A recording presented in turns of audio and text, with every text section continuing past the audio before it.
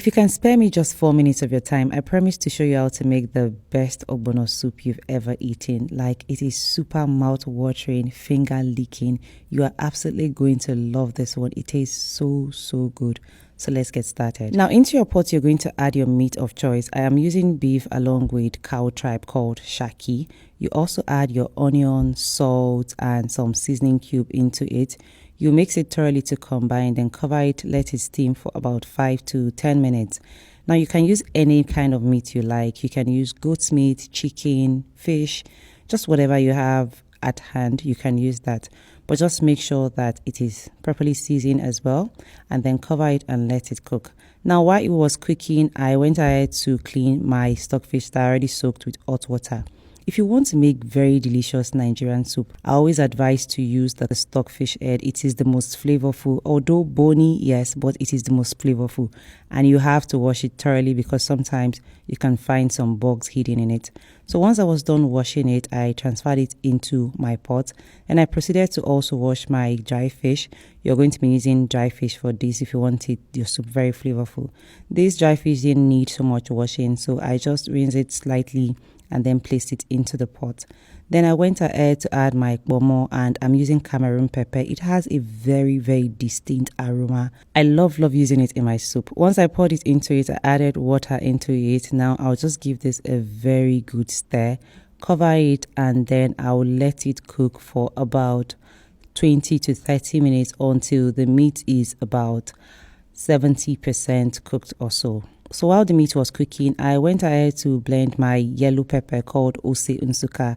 It also has a very lovely aroma. I poured that into it, and then I added my crayfish powder. At this time, the meat was almost done. Now I started to combine, cover it, and let it continue cooking. Now while that was cooking, I went ahead to blend my ogbono. If you've never seen ogbono before, this is what it looks like. It's actually a seed from a fruit that is super delicious. If you want to make ogbono soup, try as much as possible to get very good quality ogbono. Some ogbono are more slimy and has a very lovely aroma more than the other. Now after blending that, I poured some oil into a pan, and then I poured the ogbono into it. Now I hear many people say fry your ogbono. You're not frying your ogbono, you're actually dissolving your ogbono. Now the reason why we do this is because you don't want the lumpy ogbono in your soup.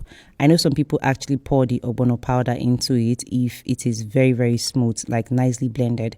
But I try not to take chances and make lumpy ogbono. So the best thing for you to do is to just dissolve it slightly. You're not frying it, you just want it to be dissolved. And once it is properly dissolved, you're going to go ahead and pour it into your meat. At this point, your meat should be about 99% cooked or even fully cooked. Now when you add your ogbono into it, you're going to allow it to cook for a few minutes. That's when you see the full velocity. At the moment, it looks like it's too watery, but if you let it cook a little bit for about 3 to 5 minutes, to begin to thicken. Now if it is too thick, you can add some water into it and also adjust the seasoning. Or if you have some meat stock, you can also add some meat stock into it. And then you leave this to cook for about 10 minutes.